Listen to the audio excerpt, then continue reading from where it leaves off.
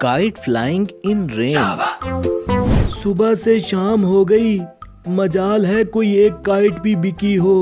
ऐ ऊपर वाले, ये जुल्म नहीं तो क्या है। अरे क्या हुआ सईद भाई, क्यों शाम होते ही खुद को कोसने लगते हो?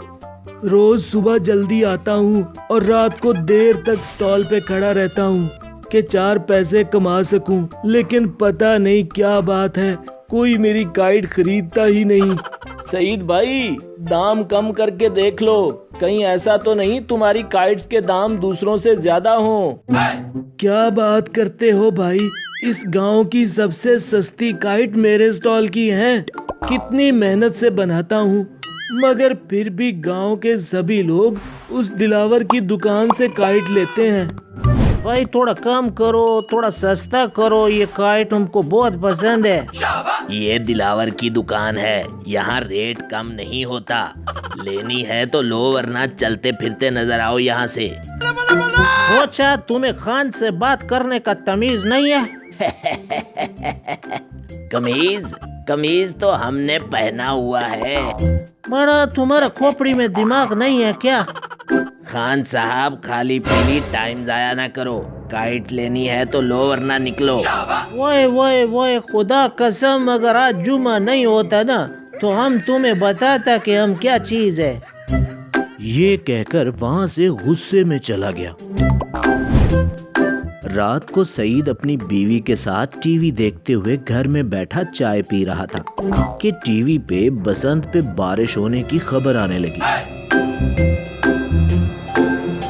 एक तो पहले ही मेरी काइट्स नहीं बिक रही, ऊपर से बारिश आ गई तो क्या बनेगा। फिक्र ना करें, जो होता है अच्छे के लिए होता है। बारिश के आने में भला क्या अच्छा है, सब बुरा ही बुरा है। अरे आप ऐसी काइट्स क्यों नहीं बना लेते जो बारिश में भी उड़ सके और खराब भी ना हो। हैं? बारिश में उड़ने वाली काइट्स? भला ये आइडिया मेरे माइंड में क्यों नहीं आया। अगले दिन सईद ने बाजार से ट्रांसपेरेंट प्लास्टिक शीट्स और काइट्स का बहुत सारा सामान लिया और घर में आकर काइट्स बनाने लगा। देखते ही देखते उसने पूरा घर बारिश में उड़ने वाली बहुत सारी काइट से भर दिया।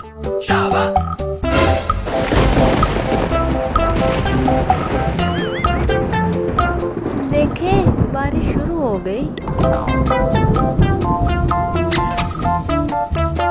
सईद ने तेज बारिश को होते देखा तो काइट ली और छत पे जाकर काइट को उड़ाने लगा। फायजा ने बारिश में काइट को उड़ते हुए देखा तो बहुत खुश हुई। सरकार, अब क्या होगा?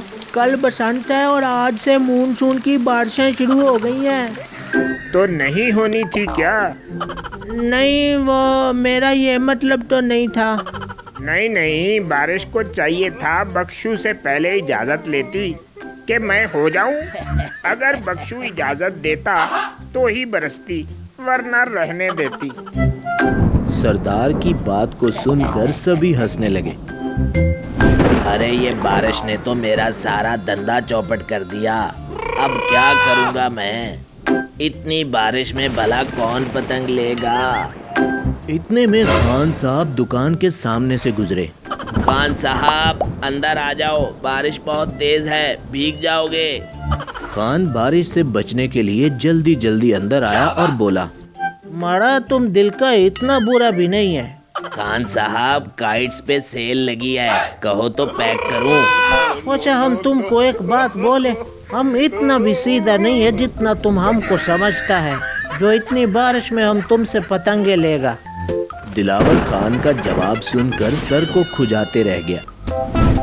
गांव वाले जो अब तक उदास खड़े आसमान से आती बारिश को देख रहे थे, उनकी नजर सईद की उड़ती हुई काइट पे पड़ी तो हैरान रह गए और तेज बारिश में उस घर के सामने जमा हो गए। ये बात पूरे गांव में बिजली की तरह फैल गई तो देखते ही देखते सईद की सभी पतंगे बिक गईं। अगले दिन बसंत पे सारे गांव वाले सईद की बनाई हुई काइट को उड़ाने लगे और खूब मजे से बसंत मनाने लगे। दूसरी तरफ दिलावर बसंत वाले दिन भी अपनी दुकान में परेशान खड़ा कस्टमर का वेट ही करता रहा, मगर कोई भी उससे पतंग लेने ना आया। बसंत के बाद भी अब गांव वाले सईद की बनी हुई पतंगें ही उड़ाते। यूं सईद ने खूब सारा पैसा कमा लिया और गांव में पतंगों की दुकान बना ली।